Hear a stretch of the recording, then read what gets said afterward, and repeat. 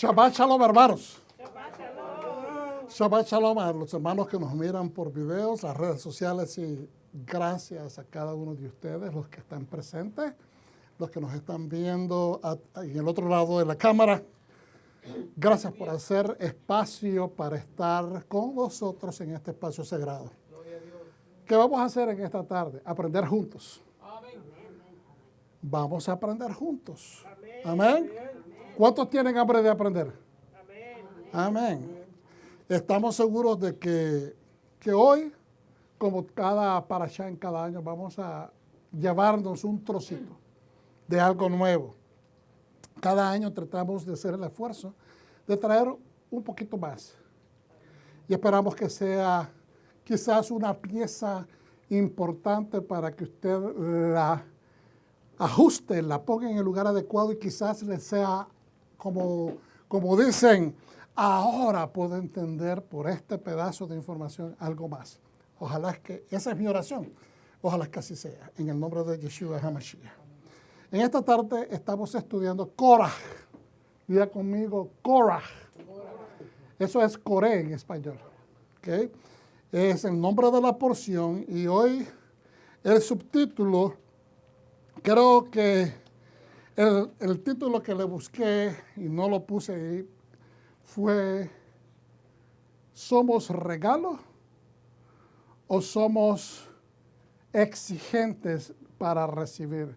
¿Somos un regalo o somos exigentes para recibir? Vuelvo y repito, ¿somos un regalo o somos exigentes para recibir? Porque no es lo mismo regalar que exigir que te den.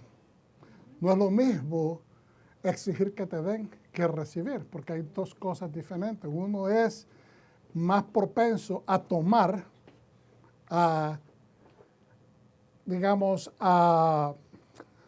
¿cómo es la palabra? Se me va. A sacarle de las manos algo a alguien, arrebatarles la palabra, arrebatarles algo a otras personas, que es muy diferente a recibir. Son dos cosas muy diferentes. Entonces, la pregunta de hoy es, ¿estamos recibiendo? ¿Estamos arrebatando? Como dicen algunas personas por ahí, ¿verdad? En el concepto de recibir beneficios del cielo. Vamos a arrebatar, vamos porque es mi derecho, porque yo soy hijo de Dios, etcétera, etcétera. Yo creo que tener una expectativa de bendición porque somos hijos de Dios es importante. ¿Cuántos dicen amén? Yo creo que es importante tener expectativa porque esa es tu identidad. Si una persona dice, yo sé que Dios me va a bendecir, es porque esa persona tiene la integridad suficiente para decir, sabes que yo estoy haciendo la voluntad de Dios, por lo tanto sé que Dios me va a bendecir. Amén. Porque esto es ¿cómo lo puedo explicar? Es que muchas personas malinterpretan que eso es acondicionar la gracia de Dios. No, eso es apropiarte intelectualmente utilizando el discernimiento que te da la mente para estudiar la palabra, donde Dios te dice, si tú haces esto, yo voy a hacer esto. Eso es condicional. No soy yo el que está condicionando el asunto. No soy yo el que estoy proponiendo de que Dios se va a someter a mi interpretación. Es lo que dice la Escritura bien claramente. Entonces, la persona que no se somete a la voluntad de Dios, pues no va a recibir el beneficio, la benevolencia del Eterno.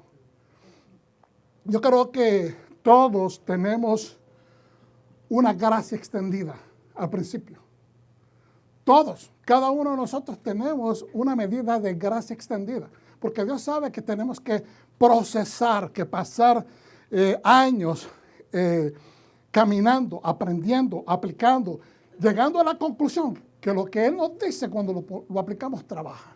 Y cuando nosotros descubrimos eso, ya no hay nadie que te pueda contar cuentos o tratar de convencer, porque ya lo viviste. Por lo tanto, ya tomaste, hiciste tuyo, hiciste parte de tu identidad el legado que Dios te da en su palabra. Nadie te lo puede quitar. Una vez que hiciste tuya la palabra y sabes que trabajó, eso no te lo puede quitar nadie. La confianza se desarrolló y no hay diablo, no hay enemigo, No hay persona que te pueda convencer que tu papá no es benevolente con su hijo obediente. Amén.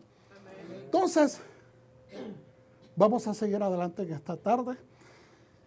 Coraj comprende estudiar de la Torá, Números 16, del 1 al capítulo 18, 32. Profetas comprende estudiar Primera de Samuel, capítulo 11, 14 al capítulo 12, 22. En el Pacto Renovado, Nuevo Testamento, estaremos estudiando Mateo 26, 13, 24, también 2 Timoteo 2, 8 al 21, y Yehuda o Judá en el verso 1 al 25, porque el libro de Judá es un solo capítulo. Okay. Si nos da tiempo, llegamos hasta ahí. Esta es la parashá número 38 en el ciclo anual de estudio de las porciones. Somos una congregación netamente mesiánica. Así que bienvenidos a todos ustedes que nos miran. Un aplauso nuevamente. Que nuestro Padre Celestial les bendiga y que se gocen esta tarde con nosotros en el nombre de Yeshua HaMashiach. Arráigate a tu Mesías, arráigate a tu Mesías. Y como decimos, hermanos, nosotros no tenemos hegemonía de conocimiento, no lo sabemos todo, estamos en un proceso de aprender. A veces cometemos errores, a veces tal vez no decimos toda la información completa, tal vez no nos da el tiempo. Quizás se le puede agregar a algo que yo diga hoy. Pero no es que decimos que vamos en una sola intervención a decir todo acerca de Coraj, en este caso. Pero sí seguimos estudiando y entendemos que estudiando juntos es cuando aprendemos mejor. Amén. Estos son algunos de los recursos que estamos estudiando. Ya ustedes están bastante en conexión de que estamos estudiando el corazón de la Torá, estamos estudiando Yeshua, una guía del Jesús real y de la iglesia original. También algunas cositas que empezamos con este libro que se llama Detrás de las escenas del Viejo Testamento. De vez en cuando citamos algunas cosas de Gates of Torah y de Jacob Milgram, que es un estudio bastante exegético y escolástico de lo que es el libro de Números. Pero en esta ocasión también tenemos algunas perlas de Midrashim que vienen de Louis Ginsberg, Leyendas de los Judíos. Es un libro de 1909, pero es un libro muy interesante e importante. También tenemos el estudio de los 613 mandamientos, que está acá. Y utilizamos normalmente la Biblia judía completa para hacer los estudios. Obviamente, de vez en cuando citamos estos recursos del Humash, comentarios de los sabios de bendita memoria, los sabios judíos. Así es que adelante, vamos a hacer un resumen. Pónganme atención que arrancamos.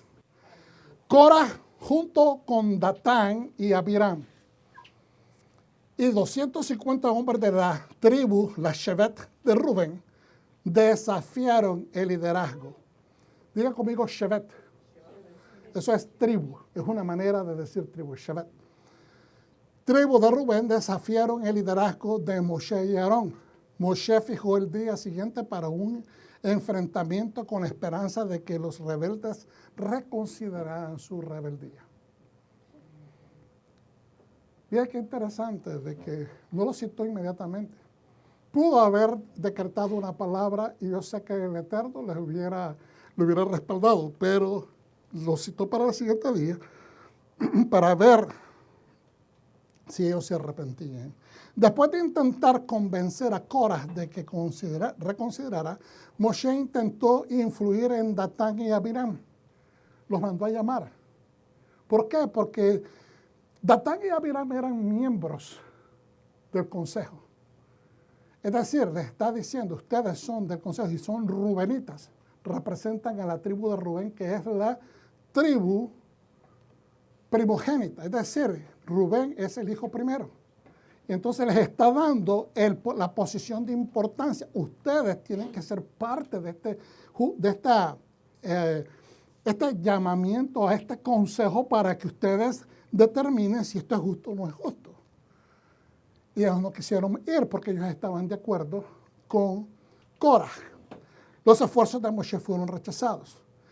Al día siguiente, Hashem instruyó a Moshe y a la nación a separarse de la tienda de Korah, Datán y Abiram. Es decir, sepárense de la tienda de Korah, de la tienda de Datán y de la tienda de Abiram. Moshe proclamó que su liderazgo y el de Aarón serían confirmados divinamente a través de la forma en que Korah y sus seguidores morirían. Es decir, si hoy Dios no confirma de una manera divina que nosotros somos los llamados a hacer este trabajo, entonces hasta él mismo dice, yo voy a renunciar. Yo voy a decir de que todo lo que se ha hecho es pura mentira. Imagínense qué tremendo. Estoy resumiendo, pero en esencia eso es lo que está diciendo. Porque de eso es que lo están acusando a él, de que él se está tomando autoridad sobre todo el pueblo de Israel, que están abusando del pueblo de Israel. Entonces, pero que si no, de esa misma manera, entonces divinamente Dios iba a probar trayendo a juicio inmediato a aquellos que se levantaron en rebeldía. ¿Estamos entendiendo? Ok. Entonces, Korah, Datán y Abiram, junto con toda su familia, fueron tragados por la tierra, mientras que los 250 hombres de la tribu de Rubén fueron consumidos por un fuego celestial. Eso no significa que no fueron tragados también, pero que hubo una especie de doble juicio. Unos murieron quemados y los otros fueron tragados vivos, pero prácticamente, eventualmente, todos fueron tragados. ¿Me están entendiendo? La paga fue doble, en otras palabras. Estalló una rebelión entre el pueblo y Aarón tuvo que intervenir para detener la plaga enviada como castigo sobre el pueblo. ¿Qué significa que intervino Aarón?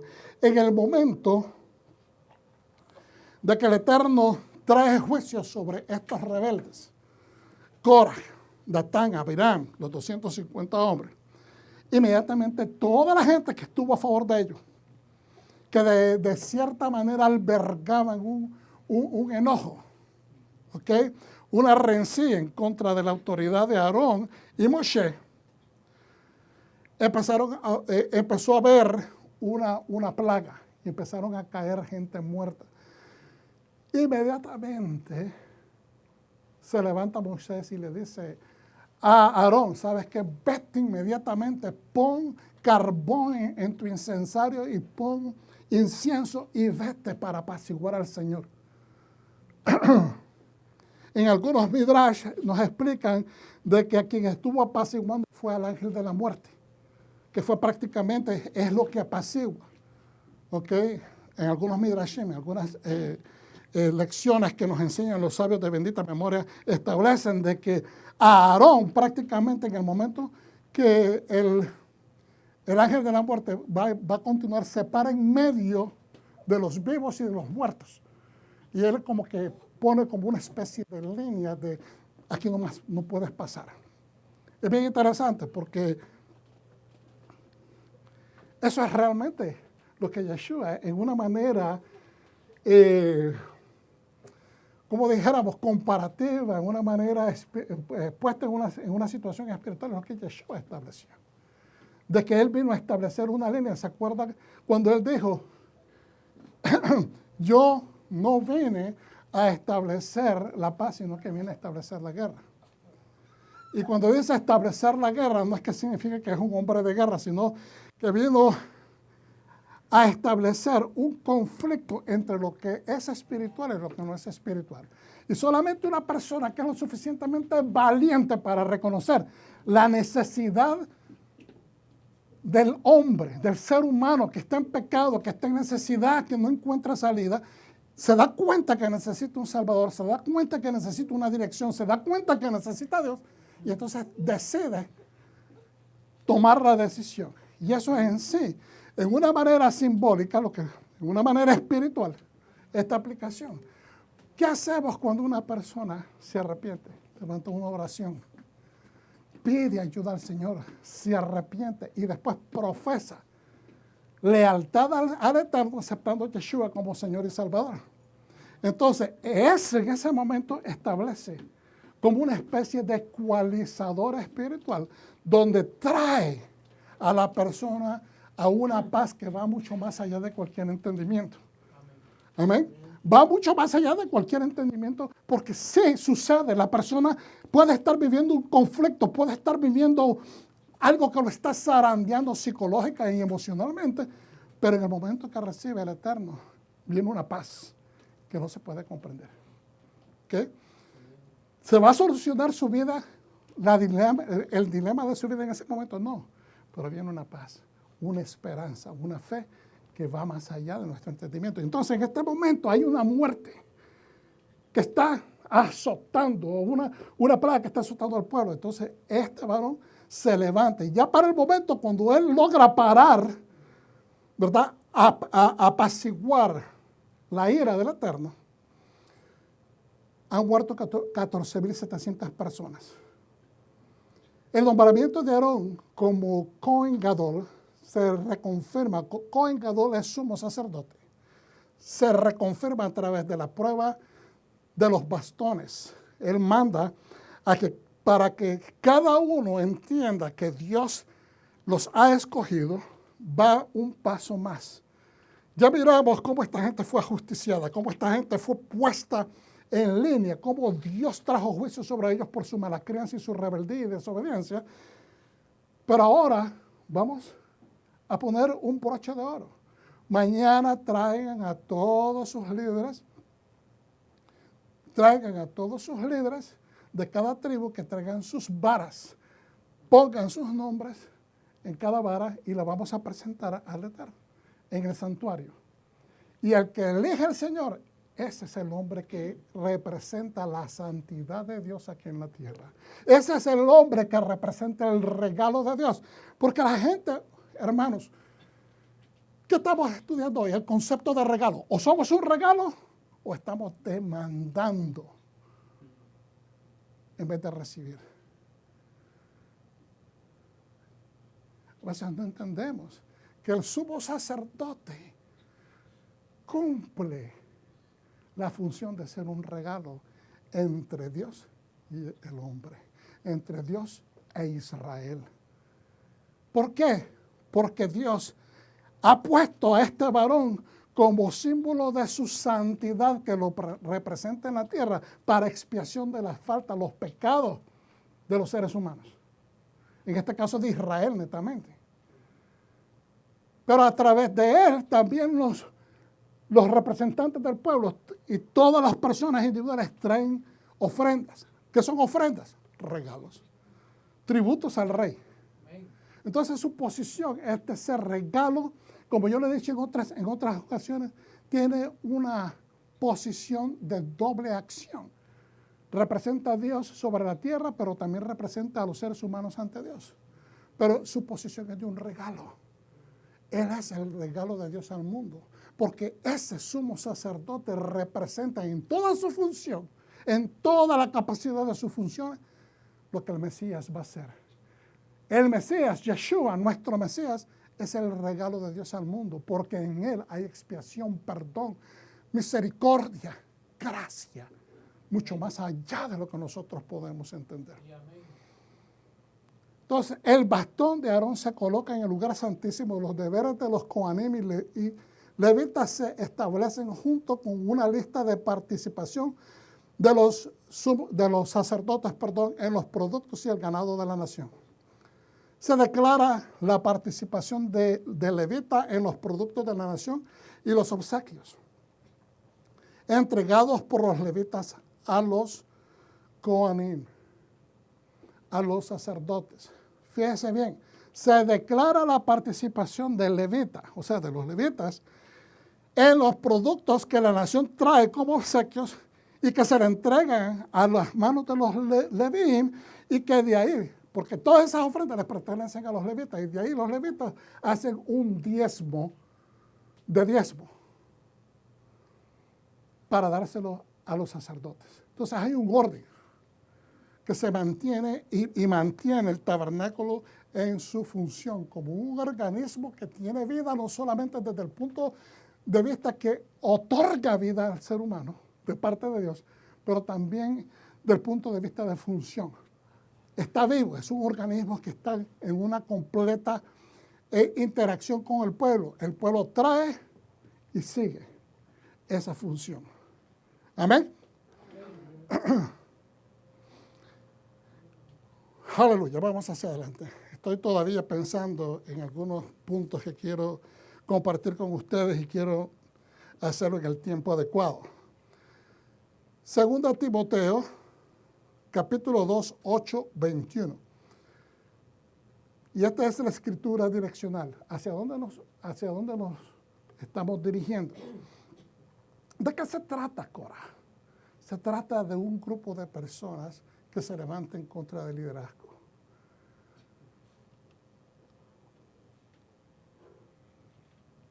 Y esto sucede todavía hoy en día en todas partes. Sucede en los hogares, cuando un hijo se quiere levantar en contra del liderazgo de sus padres, de su madre. Sucede en el trabajo, sucede en la iglesia, sucede en la sinagoga, sucede en las casas de gobierno, sucede en todas partes. Porque aquí el dilema no es que las personas no entiendan, no sepan, no tengan experiencia. Aquí el dilema es posición. Es posición. Entonces, miren lo que dice en 2 Timoteo. Acordaos de Yeshua el Mesías, que resucitó de entre los muertos. Él es el Mesías. Ahí te lo está diciendo. Él te dice, Yeshua el Mesías, el que resucitó entre los muertos, ese es el sello de que Él es el Hijo de Dios, que era descendiente de David. Esta es la buena noticia que proclamamos o que proclamo, y por lo cual sufro hasta el punto de estar encadenado, pero la palabra de Dios no está encadenada, dice el apóstol Pablo, Rab Shaul. Porque persevero a través de todo. ¿Por qué? Perdón, es la pregunta. ¿Por qué persevero a través de todo? Por el bien de los que ha sido escogido. Tiene una responsabilidad. ¿Por qué es que yo persevero en lo que estoy haciendo? ¿Por mí? Para que me escuchen hablar bonito. ¿Por mí? Para salir en redes sociales. No. Hay un llamado y hay un sentido de responsabilidad que solo la persona que sabe, que siente esa vocación, puede justificar y entender, ¿verdad? ¿Por qué todos los agravios? ¿Por qué todas las vicisitudes? ¿Por qué las problemáticas? ¿Por qué las quejas? ¿Por qué las críticas? No nos paran. Por el bien de los que han sido escogidos para que ellos también obtengan la liberación que viene a través de Mashiach Yeshua con gloria eterna. Esa liberación que es en Yeshua HaMashiach, su punto final es la gloria eterna. Aquí hay una declaración en la que puede confiar. He aquí una verdad. Si hemos muerto con Él, también viviremos con Él. Si perseveramos, también gobernaremos con Él. Si lo repudiamos, si lo rechazamos, si lo negamos, Él también nos repudiará. Si somos infieles, Él permanece. Si somos infieles, Él permanece fiel, porque no puede repudiarse a sí mismo. Él no puede negar su esencia. Sigan recordándole esto a la gente. Les recordamos, hermanos, nos recordamos a nosotros mismos que esto es una verdad, es una realidad espiritual contundente. Sigan recordándole esto a la gente y pídanle solemnemente delante del Señor que no participen en batallas verbales. En otras versiones creo que dicen contiendas. O sea, en estar, mucha gente hoy en día debatiéndose, peleando por las redes sociales, peleándose sobre quién tiene una fe, quién interpreta mejor la palabra, quién tiene verdad, etcétera. Y eso es innecesario, porque es lo que dice la Escritura. Y miren lo que dice. Sigan recordándole esto a la gente y pídanle solemnemente delante del Señor que no participen en batallas verbales. No logran nada útil y son una catástrofe para los que oyen. Hermano, la gente que no conoce al Señor y mira a hermanos de diferentes denominaciones peleándose por la palabra, insultándose, porque ¿quién tiene la verdad? No ayuda a los incrédulos. Es destructivo para esas personas porque entonces no vienen a la fe. Y en vez de ayudarlos, hemos ayudado al enemigo a que el enemigo se lleve a esa gente al infierno.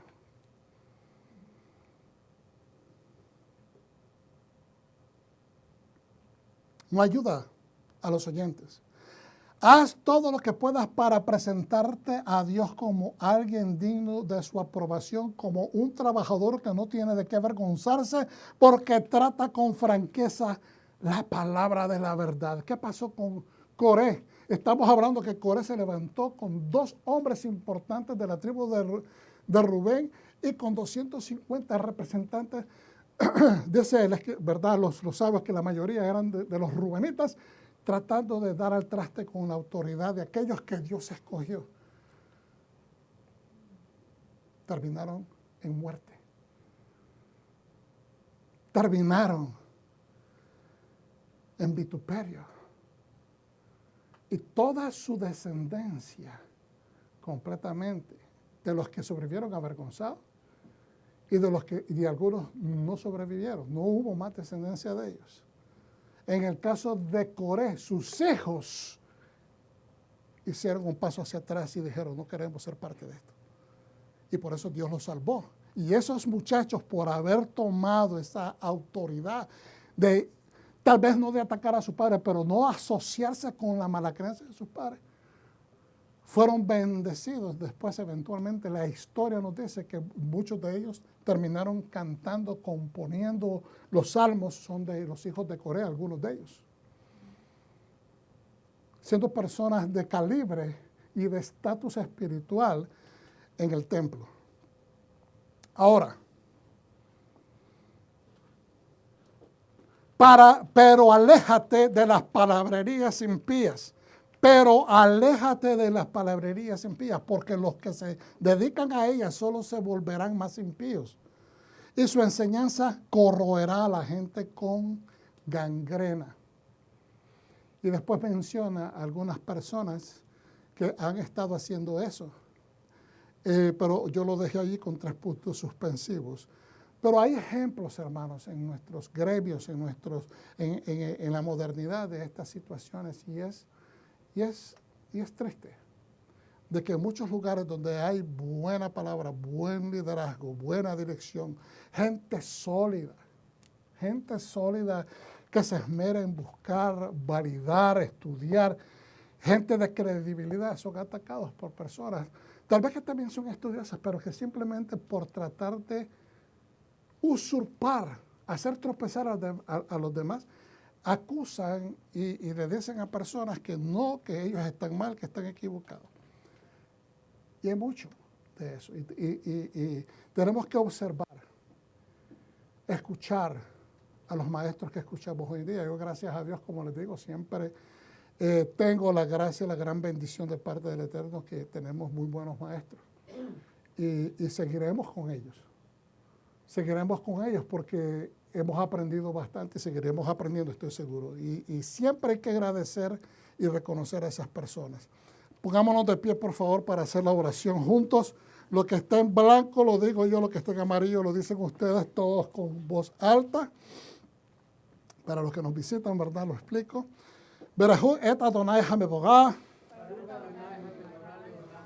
Baruch atah Adonai Eloheinu melech haolam. Asher baharbanu mikol ha'amim venatalanu et torato. Bendecido es Yahweh, bendito es Él. Bendito eres Adonai nuestro Elohim, Rey del universo, que nos escogió entre las naciones y nos instruyó con su Torah. Amén. Bueno, gracias, hermano. Siéntense.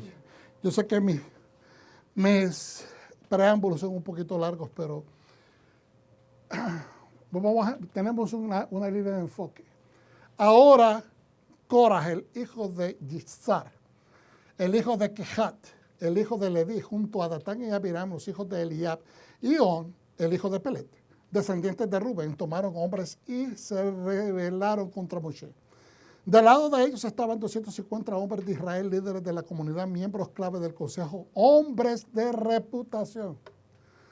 Muchas personas se montan en ese vehículo de que son gente importante, son gente rica, son gente de reputación, son gente influenciante. ¿Sabes que a veces las personas malinterpretan que una persona influenciante es porque sale en la televisión? Porque lo entrevistan muy a menudo. Eso no es necesariamente, eso significa que la persona está en promoción y tiene unos 15 o 20 minutos de atención, ¿me entiendes? Por el público, por una película, por una canción, por lo que sea, pero después eso se termina. Y después hasta el próximo disco, hasta la próxima película. ¿Me está entendiendo? Entonces la gente piensa de que esos son niveles de graduarse la persona es influenciante. Me recuerda esto, y no quiero ser sarcástico, pero es que es la verdad. A veces le preguntaron una vez a una persona de que le dice, ¿qué es lo que tú haces? Soy una influenciante. Y le dice la entrevistadora, ¿qué tipo de influenciante eres? Y ella se queda, tengo tantas personas, miles de personas en mi Facebook que me dan seguimiento. Sí, eso está importante. Tienes millares de seguidores, pero ¿qué tipo de influenciante eres? Pues la muchacha estaba en la influencia de semidesvestirse en frente de las cámaras para que todos los varones que la miraban le pongan like. ¿Estamos entendiendo? Entonces esa persona no es un influenciante. Influenciar una comunidad, un país, es tener un efecto positivo en lo que esa comunidad percibe de tu trabajo, percibe de tu aportación, percibe de lo que estás haciendo. Nada que sea negativo, destructivo, denigrante para el ser humano puede ser caracterizado como algo de influencia. ¿Cuántos dicen amén, hermanos? Amén. Hay mucha gente que hoy en día, por ejemplo, una persona que hace videos de cocina y de recetas. ¿Usted sabe cuántas personas me han influenciado a mí? Como una persona que pues yo cocino muy a menudo en casa para mi familia. Pues esas personas han influenciado mi vida, me han ayudado, pues eso es algo positivo. Amén. Amén. Pero una persona que va a denigrar el carácter de Dios en tu vida, una persona que le va a quitar a tu esencia, a tu pureza, a tu dignidad, a tu recato, no puede ser influenciante. Y cualquier persona puede decir por ahí, hoy las nuevas generaciones dicen, bueno, eso es relativo. Tal vez no es para ti, pero para mí sí. Vuelvo y repito, todo efecto que hay de una persona o de un sistema o de una organización que afecta, denigra, disminuye, carcome tu esencia como ser humano, no es influenciante, es destrucción, es corrosión. Entonces, es ahí donde nosotros tenemos que enseñarle a las nuevas generaciones, especialmente a que hagan esa diferencia entre lo que es vida y lo que es muerte. Es decir, ser como el incienso que levanta a Aarón entre los muertos y entre los vivos. Mira, esto es lo que hace la gente que está muerta en vida y esto es lo que hacen los vivos. Las personas que están haciendo la voluntad de Dios y están siendo productivos para legar una generación de bondad, justicia, amor, respeto, dignidad, desarrollo, educación. Aleluya.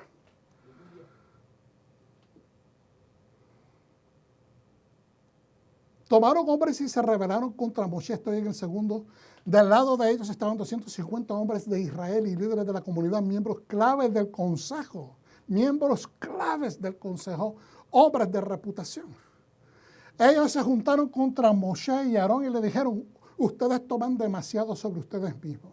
Ustedes se creen demasiado. Tienen un demasiado alto concepto de sus propias personas. Es decir, ustedes llegan hasta el punto de estar usurpando las posiciones de otras personas. Después de todo, toda la comunidad es santa. O sea, esta es la acusación de ellos. Ustedes están usurpando a todo el pueblo. Ustedes se creen mucho. Ustedes, Aarón y Moisés.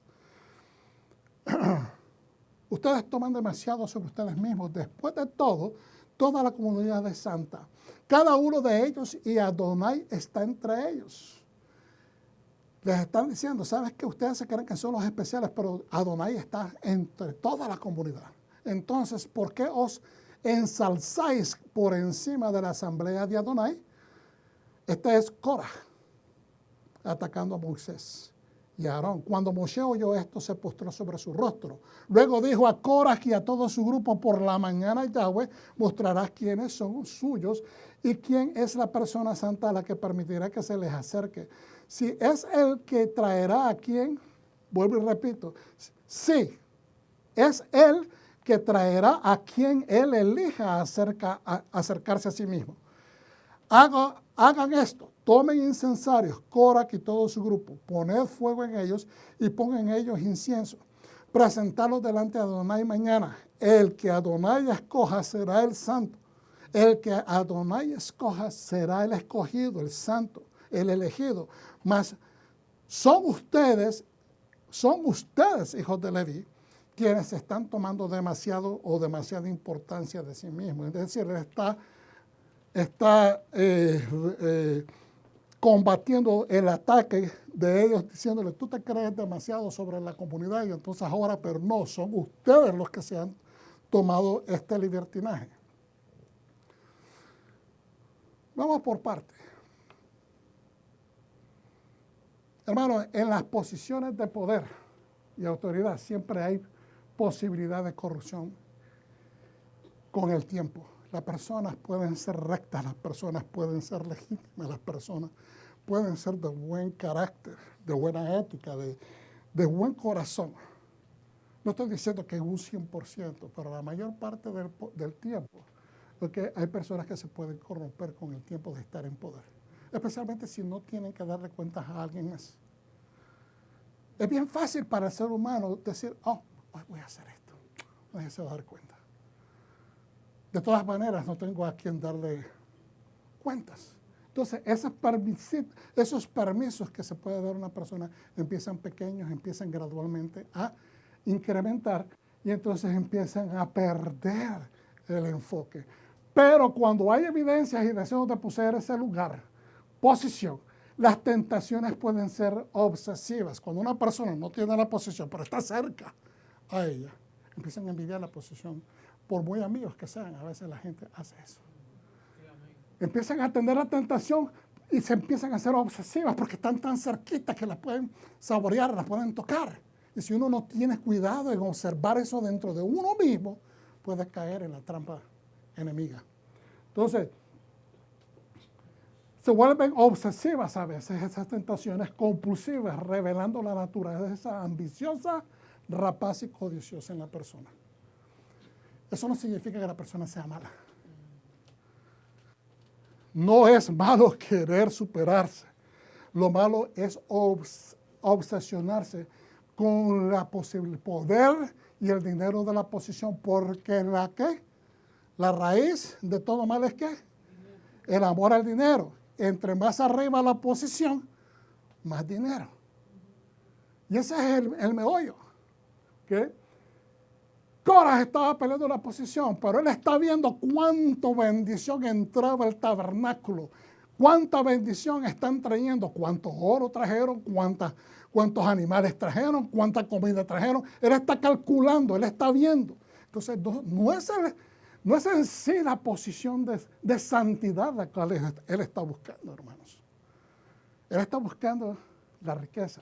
Y vamos a ver un puntito bien interesante. ¿Por qué pastor acusa así directamente a Korah sin no tener evidencia? Bueno, hay evidencias. Entonces dice,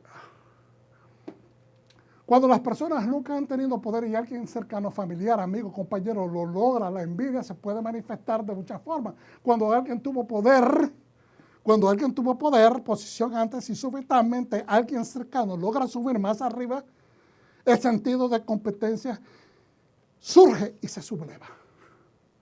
Eso es lo que le pasó a Coré.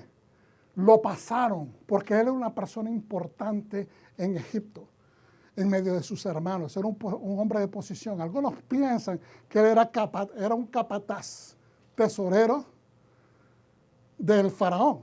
Es decir, de sus propios hermanos, él era jefe de cuadrilla de los esclavos, donde él le pasaba información, tal vez no a abusar a sus hermanos, pero sí a proveer información al faraón de lo que entraba, salía. Entonces, ese sentido de competencia se subleva cuando Moisés nombra ¿cómo se llama? Elifaz, creo que es. Aleluya, vamos hacia atrás, donde dice de que uno de sus parientes es nombrado como jefe de cuadrilla, o jefe, perdón, de los quejatitas o los coatitas, y él se enoja porque él dice, no, yo tengo que ser esa persona. Y entonces surge bien fuertemente esta competencia y esta querella. No lo puede aceptar que haya sido pasado por uno de sus parientes. Explotando, entonces se subleva, explotando en protestas de falsas injusticias, rebeldía y autopromoción. Y es empezar a hablar de uno mismo que tiene la capacidad. Es empezar, en este caso, él trató de difundir la equidad hacia toda la comunidad, diciendo, ustedes se están subiendo arriba de todo el pueblo, y no está centrándolo a sí mismo, pero lo está difundiendo sobre la comunidad para traer un falso sentimiento de justicia, pero es lo que está detrás de la posición. El liderazgo nunca debió ser una plataforma de altura.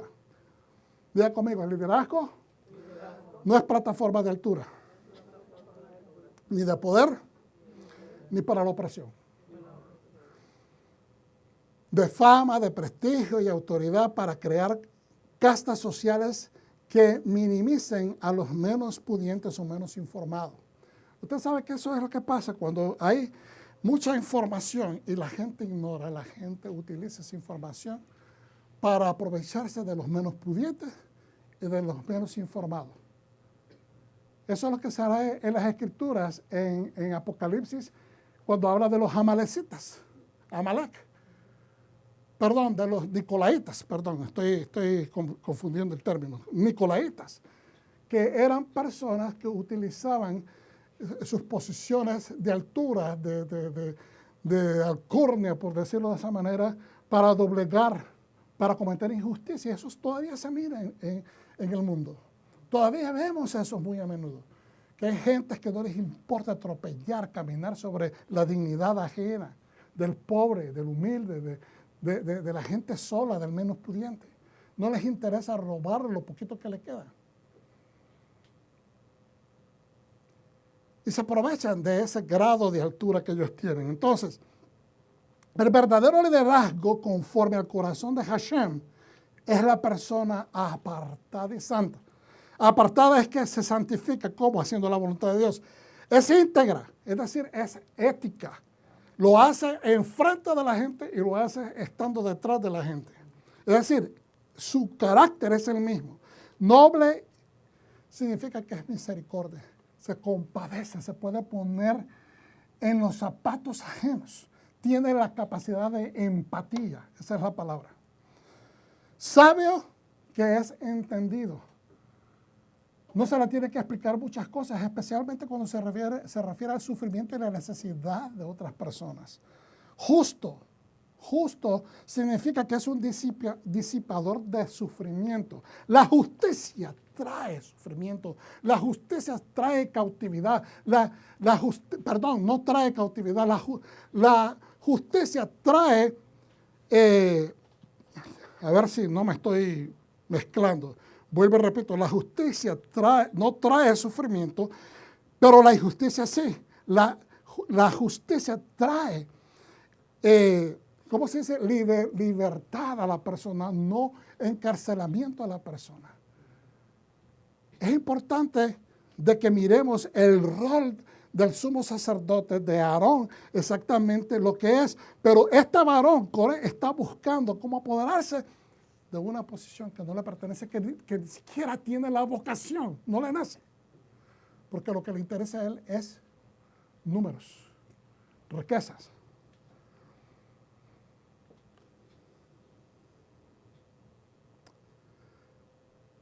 El que tiene esa posición de liderazgo es una persona redentora. No es una persona que está ahí para mandonear a la gente. Es una persona que está ahí para expiar culpas, expiar errores, expiar faltas. Es decir, guiar en el camino adecuado para que el trabajo se haga adecuado y todo funcione. En el caso de una compañía, por ejemplo, el líder está ahí para asegurarse que todo marche bien.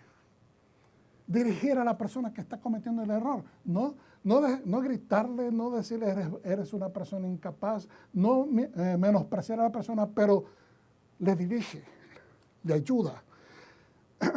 Entonces, el libertador que quita cadenas y provee herencia para un nuevo comienzo. Eso es lo que es. Todo esto que hemos descrito es la capacitación que tiene el sumo sacerdote. Es el carácter de Yeshua. Debe de ser el carácter del líder, sin importar si estás en una posición religiosa o no. ¿Cuántos dicen amén? No se me quede callado. El liderazgo es entonces, o tiene que ser, y siempre deberá de ser un regalo de Dios para su comunidad. Tiene que ser un regalo de Dios, hermanos. Qué lindo es tener una persona que demuestre todas estas características en su carácter. Que sea amoroso, paciente, misericordioso, respetuoso. Le plació a Hashem que Moshe, en este caso como rey, y Aarón como un Cohen Gadol, como un sumo sacerdote, tuvieran pasión por amar y servir a Dios, pero al mismo tiempo tener fidelidad para el pueblo que Dios los llamó a cuidar. Ponga en contraste este pensamiento ahorita con lo que acabo de decir. Dios llamó a Aarón y a Moisés a cuidar. ¿De qué? Del pueblo. Lo mismo desde el principio, Dios no ha cambiado. Llamó a Adán a qué y le dijo, cuida el Edén. Atiéndelo. Es exactamente. Dios no ha cambiado. Él está otorgando las mismas funciones desde el principio a aquella persona que es llamada a hacer ese trabajo. ¿Qué le dijo a Yeshua? Lo mismo. Lo envió a este mundo no para condenar al mundo. Se da cuenta que el líder no vino a condenar al mundo, no vino a despreciar al mundo, no vino a poner abajo al mundo, sino que vino ¿para qué? Para que todo aquel que cree en él no se pierda y tenga vida eterna. Es decir, vino a salvar al mundo, no dejarlo que se pierda. Amén. En la modernidad hay frases que cautivan nuestro pensamiento por ser bien filosóficas, hermanos, por ser ciertas y sabias. Por ejemplo, mire, un jefe sabe mandar, te da el proyecto y demanda productividad al procederlo. Mas un líder se quita el saco, se enrolla las mangas y te enseña cómo hacerlo. Vuelvo y repito. Un jefe sabe mandar, te da proyecto y demanda productividad al procederlo. Mas un líder se quita el saco, se enrolla las mangas y te enseña cómo hacerlo. Definitivamente el liderazgo consiste en ser un regalo. Diga conmigo, el liderazgo es un regalo. Consiste en dar más que recibir, hermano. El líder da. El líder comparte. El líder está dispuesto a compartir, que eso ya es un avance, es una gran bendición. Pero muchos líderes se acostumbran demasiado a arrebatar o a solo recibir. A arrebatar. A tomar, agarrar y recibir. Una frase elusiva. Es una frase que se evita decir o discutir a veces en la parachá. No se dice. Se asume, pero no se dice. Y nos invita a explorar lo que significa ser un líder. En otras palabras, lo que significa recibir el don de dar. tenemos que recibir el don de dar. Tenemos que ser ejemplos de vida del don de dar. Tenemos que ser, porque hemos recibido, hemos sido dotados, hemos sido bendecidos con el mataná, el regalo de Dios. Tenemos nosotros que ser obsequiadores también. Tenemos que generar esa esencia, porque el Mesías vive en nosotros. Tenemos que ser como el Mesías. Tenemos que seguir las pisadas del Mesías. Amén. Baruch Hashem. Para comenzar, pongamos un contexto histórico y geográfico a nuestra paracha. La rebelión de Coraj tuvo lugar 20 años después que salieron de Egipto y fue durante el año número 19 que llegaron a Kadesh Barnea, que significa, Kadesh significa Santa Barnea, desierto de errantes. Entonces, y este pedacito de información lo compartió la hermana, no, ay hermana, perdóname que se me fuera ahorita el nombre de Rodríguez. Lisa. Y le dije, hermana, yo voy a tomar esta para complementar lo que ya estaba poniendo en mis escritos. Kadesh Barnea está ubicada estratégicamente para proteger las líneas de comunicación, las rutas comerciales y las fronteras. O sea, ellos cuando se parquearon ahí fue un lugar estratégico porque tenían cerca el Mediterráneo, tenían las líneas de comunicación, ellos se podían movilizar y también poder comprar cuando pasaban los comerciantes, podían hacer ese intercambio para sobrevivir. Ellos, acuérdense, hermano, ellos no podían sembrar en el desierto. ¿A dónde iban a sembrar? Están en el desierto y están errantes perennemente. A veces se quedaron días, semanas, a veces meses, a veces años. Pero las tierras no eran propensas para siembra, para cultivo, para esperar y estar en ese patrón, ¿verdad? Porque estaban en movimiento.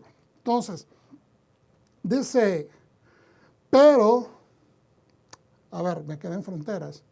Eso, el Kadesh Barnea era el campamento número 16, pero la rebelión de Coraj sucede en el año 21, desde que salieron de Egipto, cuando el campamento estaba situado en Rizá. Esa palabra Rizá en la concordancia Strong, la palabra número 7450 dice que viene de una raíz que es rakaz o rasaz, que significa húmedo. ¿Ok? Entonces, algunos traducen que posiblemente el significado de Rizá es lugar húmedo o donde se humedece, pero también algunos dicen ruina o rompiéndose o goteando, sudando a piezas o goteando en piezas, rompiéndose en piezas. Un lugar en el desierto no determinado. Ahora, por esa posición, era un lugar caliente. Y usted dirá, ¿por qué esto es importante que usted lo comparta? Porque a veces, cuando usted sale afuera y está caliente y está húmedo, usted se desespera y le afecta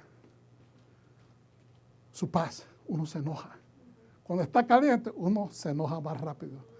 Y entonces, todo esto son factores importantes que están contribuyendo a que el enojo que ya está mermando dentro del corazón y la mente de este grupo de personas, pues los ayude a precipitarse aún más.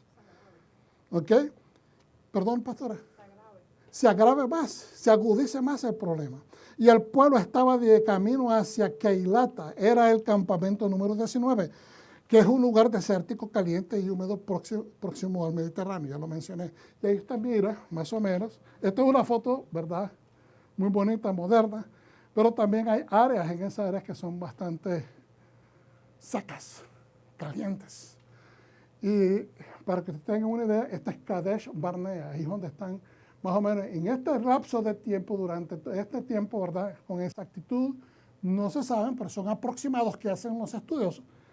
Es que sucede esta situación cuando Coraj se levanta en rebelión.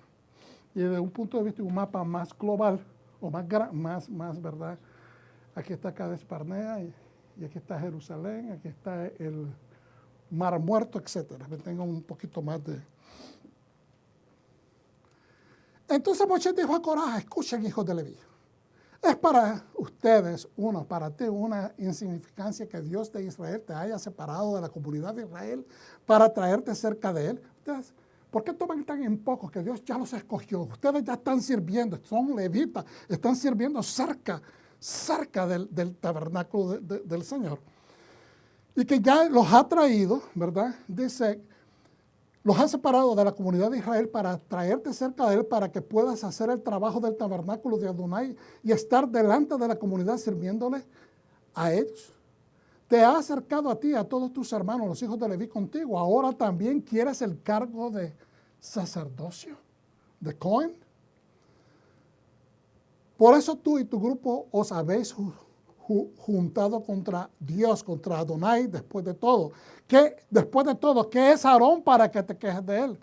Entonces Moshe mandó a llamar a Datán y a Abiram, los hijos de Eliab, pero ellos respondieron, no subiremos. Estos son los dos personajes importantes, eran como jueces. Es tan insignificante que nos haga subir de una tierra. Esta es la queja de ellos hacia Moshe. Le mandaron el mensaje. Ellos no se movieron de sus casas, ni siquiera dieron un paso afuera, pero mandaron el mensaje de regreso. Es tan insignificante que nos haga subir de una tierra que mana leche y miel, refiriéndose a Egipto, donde eran esclavos, para matarnos en el desierto, que ahora te arrogas el papel de dictador sobre nosotros. Están acusando vilmente a Moshe. Tú no sirves de dictador, tú eres un abusador, le están diciendo.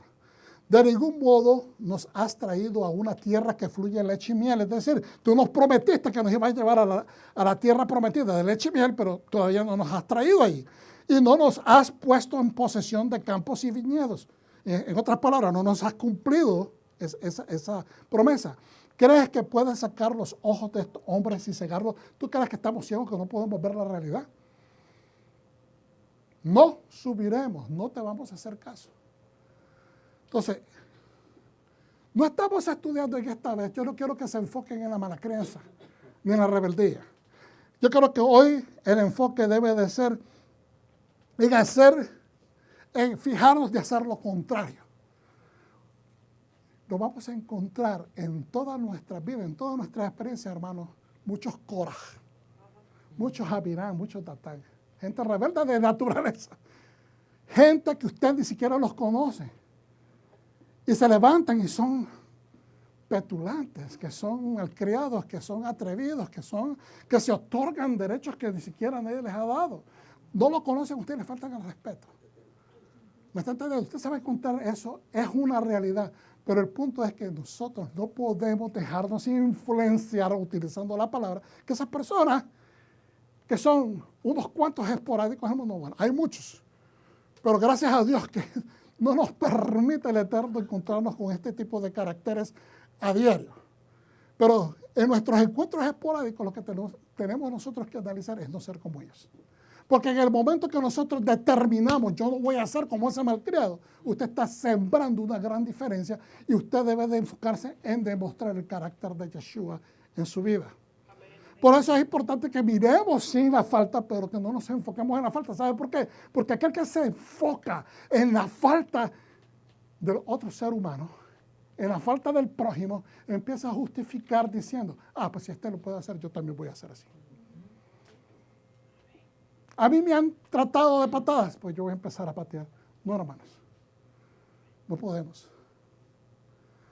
Esa es la tentación a la cual debemos rechazar. Es la propensidad que nosotros debemos decirle, basta, no. Suficiente, enough, no más. Yo soy un hijo de Dios. Y tengo el carácter de Yeshua. Yo tengo el carácter de amor, de misericordia, de paz, de benignidad, de tranquilidad, de mansedumbre. Y cuando una persona se levanta así contra usted, simplemente usted lo mira a los ojos y le dice, no, yo no me voy a enojar con usted, pero me da mucha pena que usted esté actuando de esa manera. ¿Me permite orar por usted? ¿Me permite invocar el nombre de Dios sobre su vida? Usted hable y no importa, hermanos, mantenga su paz. mantenga su paz, sea luz en la tiniebla. Ese es el momento de alumbrar. Alumbrar en la práctica es bueno, es bonito y se puede. Pero en el momento de la oscuridad es cuando la luz va a ser efectiva. Amén. Entonces, de ningún modo nos has traído a la tierra, le dijeron. ¿Sabes qué? Estás en proceso. Y este es el enfoque que debería de haber tenido una persona como Korah, porque Korah no es un estúpido. Korah es un hombre de influencia. Era un hombre ya de influencia. Era un hombre, se podía hacer, tenía un nivel de sabiduría, pero tenía más que todo un nivel de inteligencia suficiente para poder analizar que todos los castigos que trajo el Señor y el mismo atraso de quedarse dando vueltas en el desierto fue consecuencia de la desobediencia del mismo pueblo. Fue consecuencia de la desobediencia de los 12 espías, perdón, de los 10 espías. De los 12, 10 dijeron cosas negativas acerca de Dios, de la tierra, de la instrucción que se les dio y del liderazgo también. Fue consecuencia de ellos que Dios dijo, ustedes no van a entrar. Y van a andar errantes en el desierto. Entonces, este tipo de cosas que estás haciendo, Coré, es lo que provoca la ira de Dios y es lo que nos mantiene incapacitados de poder llegar a la tierra de la promesa. Entonces, cuando una persona no quiere ver de que sus pasos, su actitud, su mala crianza, su dejadez de hacer la voluntad de Dios, es la que está provocando que su casa y que él o ella y toda su casa no llegue a las promesas de Dios, entonces esa persona como líder no solamente está obstaculizándose, pero está obstaculizando a su descendencia, está obstaculizando a su casa. Y esa persona está cegada por su propia percepción. Y tenemos que llegar de alguna manera a hacer énfasis, un ímpetu fuerte para que esa persona obtenga la sabiduría del Eterno. Amén. Especialmente si dice, yo conozco de Dios, yo estudio la Torá. Este libro, que yo les enseñé anteriormente, Las leyendas de los judíos, de Louis Ginzberg, es de 1909, bien interesante. La leyenda de los judíos de Louis Ginzberg, 1909, volumen 3-5, La rebelión de Korah, un libro y un escritor respetado y utilizado por eruditos religiosos y organizaciones judías como Habati y Sefaria. Yo encontré la recomendación de este libro en Sefaria, así como por estudiosos escolares seculares como David Sperling, y este señor cree y tiene libros escritos de que él utilizó información que se encuentra en este libro, pero la presenta como evidencia para demostrar de que la Biblia dice cosas ficticias y que los hechos históricos han sido tergiversados, que han sido cambiados, que han sido utilizados para manipular. En otras palabras, mire el título del libro, La intención política de los escritores de la Biblia. Ahí inmediatamente usted se da cuenta cuáles son las intenciones. Pero no todo lo que dice son cosas negativas. Hay algunas cosas interesantes. No leí el libro, pero leí ciertos pedazos. Han usado los escritos históricos, folclóricos y midrashicos de Louis Ginzberg. Ahí lo mal escribí, perdón. La leyenda de los judíos. Puntos de relevancia que voy a compartir rapidito, porque ya el tiempo apremia. Korah, que era un rico, había aglomerado riquezas en Egipto, pero no llegó a disfrutar sus riquezas, obviamente, porque se le terminó la vida por malcriado. Había sido capataz tesorero de Faraón y al salir de Misraim, poseía tesoros tan vastos que empleó 300 mulas blancas para llevar las llaves, dice aquí, pero posiblemente quiere decir la carga de sus tesoros. Korah se apoderó de sus riquezas de la siguiente manera, y esto es bien interesante. Cuando Joseph durante los años de escasez amasó grandes tesoros mediante la venta de grano, estamos hablando siglos antes, ¿verdad? Erigió 3 grandes edificios. Este es Joseph. de 100 codos de ancho, 100 codos de largo, 100 codos de profundidad y 100 de alto. Los llenó de dinero y los entregó al faraón, siendo demasiado honesto para dejar incluso 5 ciclos de plata de este dinero en sus hijos. Coraj descubrió uno de estos 3 tesoros enterrados. Y a causa de su riqueza se enorgulleció y su orgullo provocó su caída, caída que Moisés lo había despreciado, diciendo, ¿verdad?, que Moisés lo había despreciado en vez de su prójimo Elisafán. Ese es el nombre que no me salía decir Elifaz, es Elisafán. Como jefe de la división levita de los quejatitas o coatitas. Por lo tanto, ahora instigaré una rebelión, se dijo a sí mismo, contra Moisés y derribar todas las instituciones fundadas por él. En una de los párrafos y sus alegaciones, él hace una alegación sobre todas las leyes. Y habla de que una mujer, y esta mujer, imagínense, se refiere, es una personificación de la nación. Esta mujer está sembrando, obviamente en el desierto no se siembra, entonces usted inmediatamente se da cuenta que es un midrash, ¿verdad? Porque ellos no están sembrando en el desierto. Si no se hubieran quedado ahí, se hubieran establecido ahí, se queda. Pero dice, esta mujer, dice, le pide ofrenda de los granos, le pide ofrenda de los primeros frutos. Cada vez que va a hacer algo, empieza a hacer una queja de cada una de las instrucciones de la Torá. ¿Ok? Y entonces la mujer se cansó porque no podía ser una agricultora, vendió todo y entonces compró ovejas. Y a la hora de que la oveja de ella engordó, creció, se embarazó, le quitó el primer cordero. Y después que a la hora que le pidió la ofrenda, la segunda, ¿verdad? Cuando parió, le pidió que trajera la ofrenda para el tabernáculo. Y así sucesivamente hasta el momento que decidió destazarla y le pidió la parte esta y la parte otra del cuerpo. Entonces él se está quejando de todo. Como es un midrash, es muy posible de que lo que estamos viendo aquí es la persona que mira las escrituras desde la perspectiva de la queja y desde la perspectiva de no dar. ¿Me está entendiendo? Y aquí al punto no estamos hablando de ofrendas. Yo no estoy tocando ese punto ni siquiera todavía. No estamos hablando del punto de ofrendas, nada más estamos hablando del punto de dar, de invertir algo. Porque si nosotros estamos en este lugar y no invertimos un poco de nuestro dinero, ¿cómo vamos a pagar por la manutención del lugar? Entonces es algo recíproco, como decíamos durante la oración. Es una reciprocidad. Ustedes son enseñados en la Escritura, estudiamos juntos y entonces para que todos podamos estar en este recinto, nosotros colaboramos. Pero no estamos hablando ni siquiera de ese punto, estamos hablando de dar simplemente, de invertirnos en todo aspecto de la vida. Si queremos educar a nuestros hijos, tenemos que molestarnos, levantarnos temprano desde que son chiquitos para encaminarlos a la escuela, para que lleguen a sus escuelas seguros.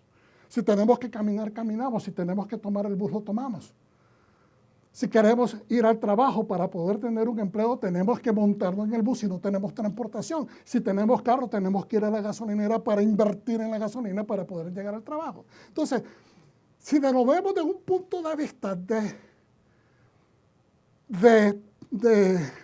ser un organismo que esté en actividad, el Mishkan, el tabernáculo de reunión, era el centro, el epicentro de toda su cultura, de toda su actividad religiosa, de toda su actividad agropecuaria. Era un intercambio. Dios decía, esto es lo que ustedes tienen que hacer y yo derramo la bendición, la protección.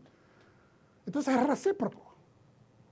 Pero la persona que quiere ver las cosas de un punto de vista negativo empieza con palillos, chopsticks, digo yo, y empieza a expurgar problemas por aquí y por allá, porque simplemente es de la perspectiva de donde lo veas. Si la persona no quiere dar, va a haber injusticia en cada petición, por muy justa, por muy noble y por muy ecuánime que sea.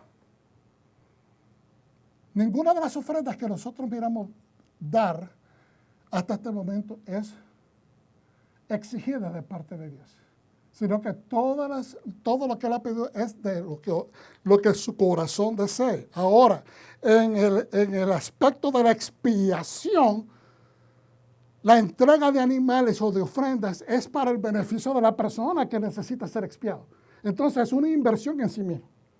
¿Estamos entendiendo? Entonces, vuelvo y repito, a veces las personas piensan, gente que no tiene entendimiento de las cosas de Dios, o sea, que están lejanos de Dios, tratan de ridiculizar, escrutinar y acusar de una perspectiva negativa, injusta y hasta despóstica acerca de la voluntad de Dios en nuestra vida. Y no es así. Dios no es déspota, no exige nada. Dios es dador. Él no toma, Él no arrebata, Él da. Amén. Bien, entonces, gracias por su paciencia, ya estamos por terminar. Entonces, él creía que Moisés lo había despreciado. Y como él se sentía despreciado, él está despreciando todos los aspectos de la funcionalidad del Mishkan, de la Torah, porque él dice, tú eres el que estás inventando esto. Imagínense, ha visto el poder de Dios con sus propios ojos, pero por el deseo de la posición, está cegándose los ojos él mismo y diciendo, yo no veo nada. Todo esto lo has inventado tú. Todas estas leyes las has inventado tú. Korah se percibía un hombre demasiado inteligente, sabio, y esa misma autopercepción le permitió mirar hacia el futuro, es decir, calculando.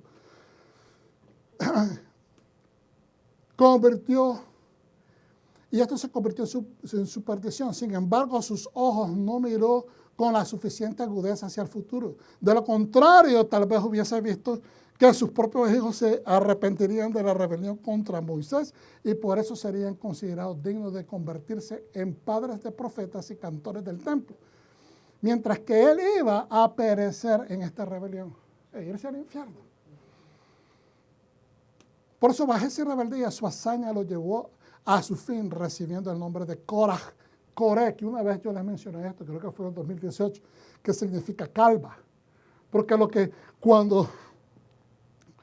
que un comentario una vez que miré de un rabino dijo que cuando la gente dijo, y cuando digo Coré, y estos hombres le dijeron estas acusaciones a Moshe, y cuando dice que Moshe se tiró al suelo, con Aarón, o sea, al escuchar los agravios, se compusieron tanto que se tiraron al suelo pidiendo en acción de someterse al Señor para que no destruyera al pueblo.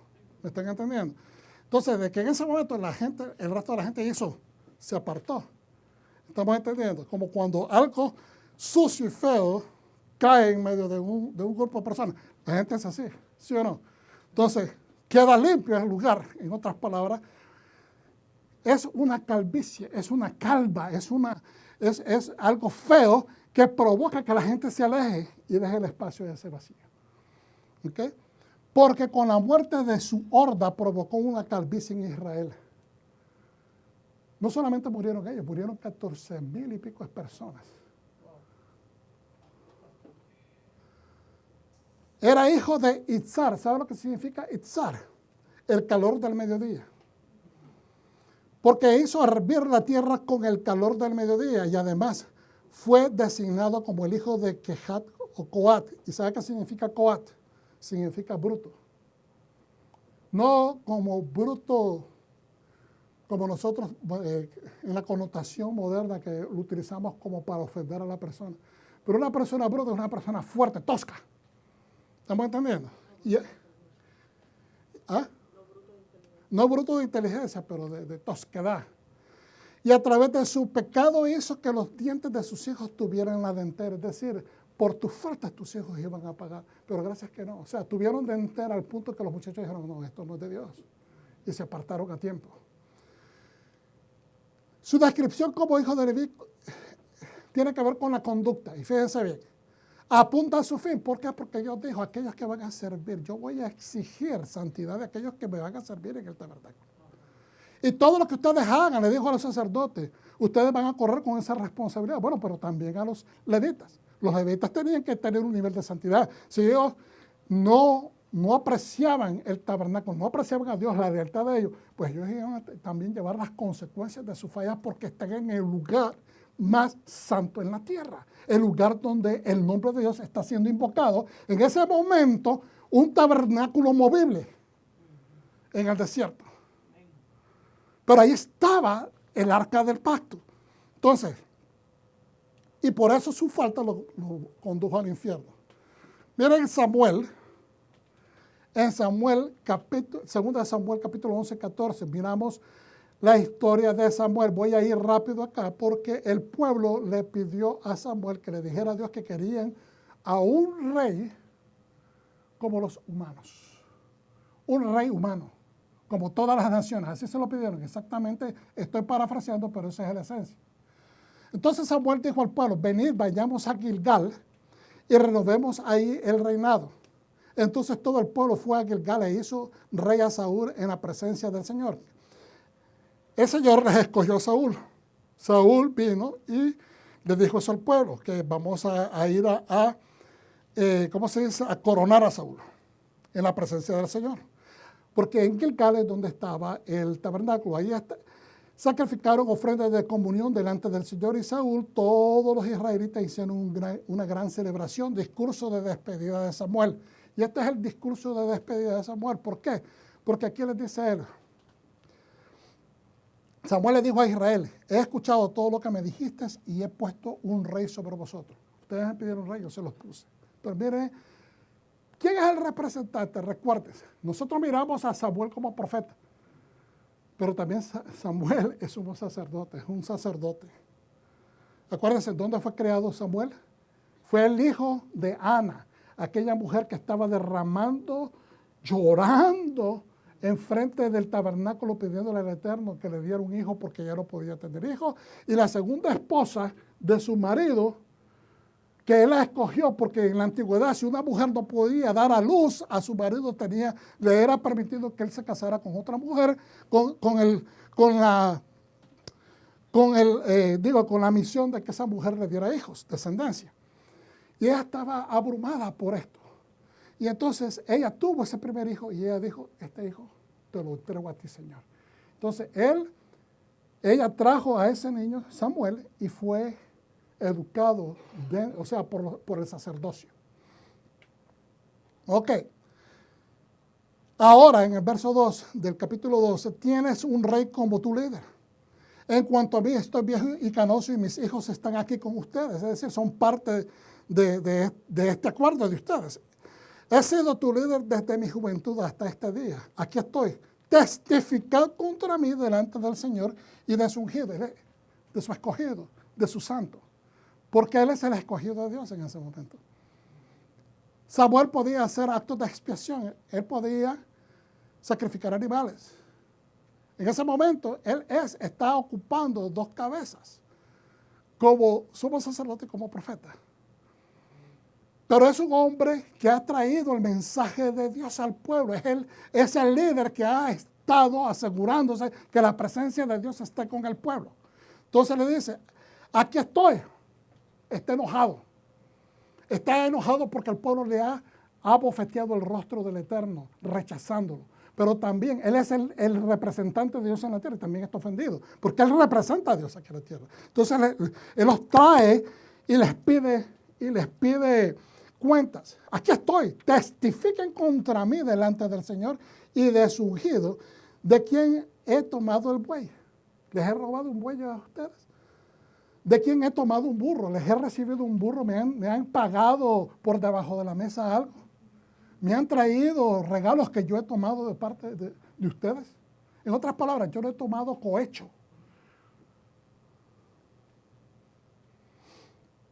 ¿A quién he oprimido? ¿A quién he abusado de mi autoridad para oprimir? ¿De la mano de quién he aceptado un soborno para hacerles cerrar los ojos? Si he hecho alguna de estas cosas, lo corregiré. ¿No los has engañado ni oprimido? Respondieron. No nos has engañado ni oprimido, respondió el pueblo. No has tomado nada de la mano de nadie. Samuel les dijo, Hashem es testigo contra vosotros y también su ungido es testigo hoy de que nada habéis hallado en mi mano. Él es testigo, dijeron. Entonces Samuel dijo al pueblo, es el Señor quien designó a Moisés y a Aarón y sacó a sus antepasados de Egipto. Entonces él está conectando la situación con la de Coré. Él está conectando la situación con la Coré. Ellos querían mandar, Coré se quería establecer como el nuevo líder. Aquí le está diciendo, fue Dios el que designó, Dios fue el que me designó a mí para estar como representante. Dios quiere ser el rey en ustedes y me utilizó de representante a mí para llevar a cabo ese reinado. Pero ustedes pidieron a un rey como las naciones. ¿Qué fue lo que dijo Dios? Cuando adoréis al Señor tu Dios, no lo vas a hacer conforme las otras naciones adoran a sus dioses. Y aquí ellos pidiendo a un rey como las naciones. Las naciones tenían reyes corruptos que los obligaban, les robaban, les pedían tributos, etc. Y Dios nunca había hecho eso. Entonces, aquí vemos el contraste. ¿Ok? Entonces, vamos a ir más adelante a Mateo 26, 13, 27. Nada más me quedan 9 minutos, ¿verdad?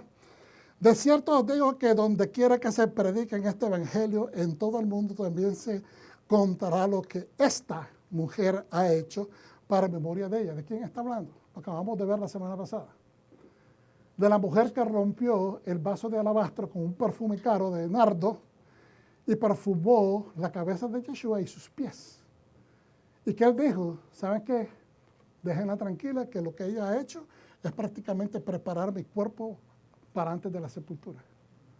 Por eso es que cuando miramos que las mujeres, dije la semana pasada, las mujeres llegaron al siguiente día tratando de traer los olores o las hojas o las especies para perfumar el cuerpo, porque no pudieron la noche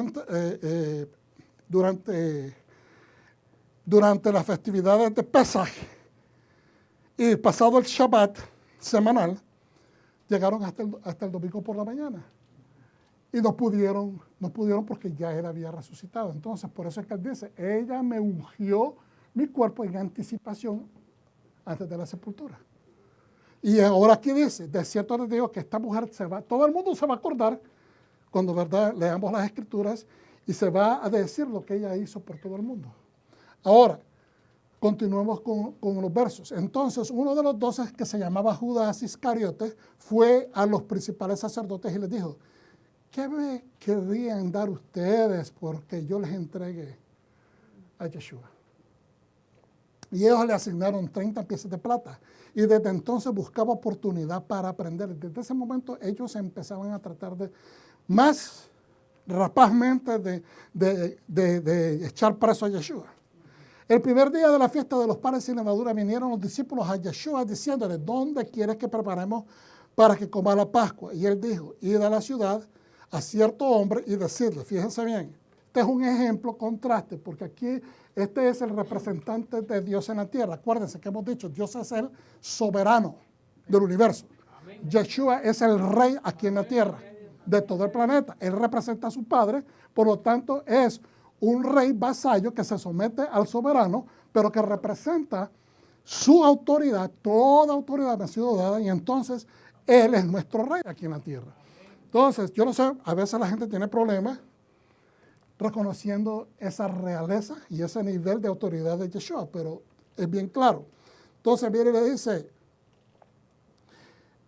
el primer día de la fiesta de los panes sin levadura, estamos hablando de Pesaj, vinieron los discípulos a Yeshua diciendo, ¿dónde quieres que preparemos para que comas la Pascua? Y él dijo, id a la ciudad a cierto hombre y decirle, el maestro dice, mi tiempo está cerca, en tu casa celebraré la Pascua con mis discípulos. Y los discípulos hicieron como Yeshua le mandó y prepararon la Pascua. Él no dijo, yo te mando a decir que si no me preparas la Pascua, Dios te va a mandar un castigo. ¿Es que no mandó a decir eso? Está pidiendo de una manera muy amorosa. Yo he elegido tu casa para reunirme a comer la Pascua. Podrías prepararla. Y esa persona, que ya lo conocía, quién era Yeshua, quién sabe, a la larga recibió algún beneficio de parte del maestro cuando él anduvo por ahí caminando. y gustosamente preparó la Pascua para él. ¿Ok? Y los discípulos hicieron como Yeshua les mandó y prepararon la Pascua. Cuando llegó la noche se sentó a la mesa con los 12 y mientras comía dijo, de cierto digo, que uno de vosotros me va a entregar para remisión de los pecados. Entonces, ¿quién lo iba a entregar? Iscariote. El que se levantó en contra de Yeshua porque odiaba a Yeshua, no. O sea, tenemos que hacer un poco de justicia históricamente a Iscariote. El hombre de Iscariot, es lo que significa, no es un apellido, él no se llamaba Iscariote porque ese era el apellido de él, era Ishcariot, el hombre de Iscariot. Entonces, él está prácticamente tratando de apurar, porque el Mesías no quiere saltar y manifestar el gran guerrero que viene a libertar a Israel de los opresores romanos. Entonces, como él no da señal de poder de destruir a los enemigos de Israel, él quiere poner a Yeshua a fuerza, forzarlo a que sea puesto bajo una situación adversa en su vida para que él, como quien dice, saque la capa de Superman y empiece a vencer a todos sus enemigos. ¿Me está entendiendo? Y entonces, eso es lo que está pasando por Iscariote. No importa cuál es la motivación. Lo que él estaba haciendo era impropio. Pero estaba escrito que iba a ser traicionado.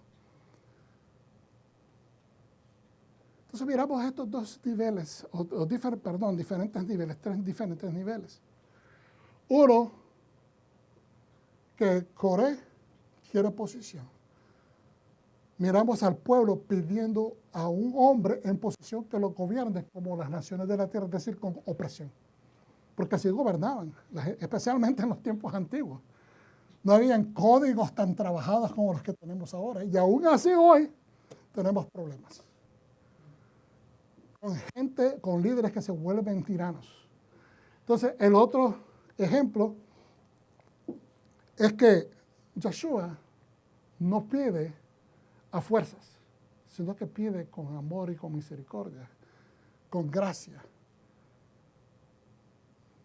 Mi Señor quiere comerse la Pascua aquí en tu casa, la he elegido.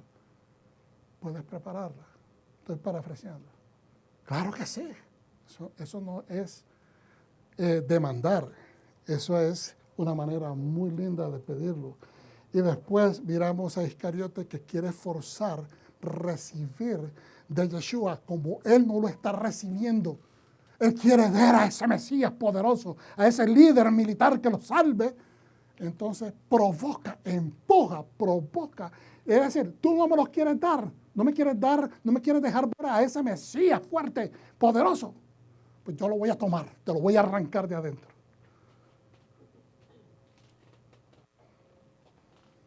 Como dije anteriormente, no nos enfoquemos hoy de todo este mensaje en tratar de ver lo maldoso que es Corá y todos esos tipos de acciones, pero ¿cómo hacer para no actuar como él? Ese es el enfoque de esta enseñanza hoy. Hermano, el almendro representa al Mesías, representa al santo. El sumo sacerdote, Aarón, era el almendro que Dios escogió para representarlo a él. De la almendra sale un aceite bien especial también. Y también con el aceite de almendro puede haber combustión para encender una mecha. Si ustedes se acuerdan, cuando Jacob iba corriendo de Saúl, paró en Betel, y la escritura misma nos dice que la ciudad más cercana se llamaba en tiempos antiguos Luz. ¿Qué significa? Luz, ¿qué significa qué? Almendra. Es decir, la palabra misma nos está diciendo, este es un lugar que está en aceite. Está ungido por la presencia del árbol de la vida que representa a Dios, que representa al Mesías, que representa la vida, el camino, la verdad. Aleluya. Entonces, ¿qué es lo que está buscando Dios con esta enseñanza hoy en nosotros? Que nos convirtamos. El año pasado yo utilicé el término matej, que significa bastón. ¿Ok? ¿Por qué Dios busca esta matot? Es tribus en general. Maté se puede utilizar en una manera singular a decir una tribu. Pero también se utiliza en una manera simbólica o figurativa para decir ese varón es un maté, es recto, es un palo recto, es una persona vertical y bien delineada. Es un hombre que es conforme al carácter de Dios. Eso es lo que debe de ser un líder, eso es lo que debe de ser un sumo sacerdote, una persona que sirve a Dios. Dios quiere extraer de nosotros el maté, quiere extraer de nosotros la persona recta, ética, digna, que Él quiere pulir en nosotros, porque esa es la esencia del Mesías. Hermano, es el Espíritu que nos da la capacidad de poder alcanzar esta meta. Yo dije, es el Espíritu de la santidad que nos da la capacidad de alcanzar esta meta. Amén. Amén. Entonces mi pregunta en esta noche, o este día, mejor todavía no es noche, ¿lo reciben, pueblo de Dios? Amén. Un aplauso para el Eterno entonces. Padre Santo, nosotros sabemos que tú nos has marcado ya con el Espíritu de la santidad. Tú nos has marcado no solamente con la habilidad de poder abrir los ojos y empezar a buscar, a pedir sabiduría para entender aquellas cosas que no entendemos. Pero una cosa es interesante, que el Mesías cuando regrese viene con una tiara en su cabeza que dice, una coronilla en su cabeza que dice, o acá en sus piernas que dice, una inscripción que dice santidad a Jehová, santidad a Hashem. De la misma manera, Señor, había esta coronilla en la cabeza del sumo sacerdote que decía santidad a Hashem. La palabra santidad no es inalcanzable. La palabra santidad se constituye a través de seguir tu Torah. Te pedimos entonces encarecidamente que nos acerques a tu Torah. Que nos apeguemos a tu mitzvot, Señor. Desarrolla en nosotros este deseo a través del Espíritu Santo. Sabemos que nosotros también tenemos que demostrar interés. Es algo recíproco. Es la manera que nos acercamos a ti, tú nos acercas a nosotros. Por eso te damos gloria, honra y adoración, reconociendo que Yeshua, nuestro Mesías, es la razón por la cual nosotros podemos venir con confianza y pedirte, Señor, que desarrolles esto en nuestras vidas. Gracias, Padre, por escuchar nuestra oración. Amén. Shalom.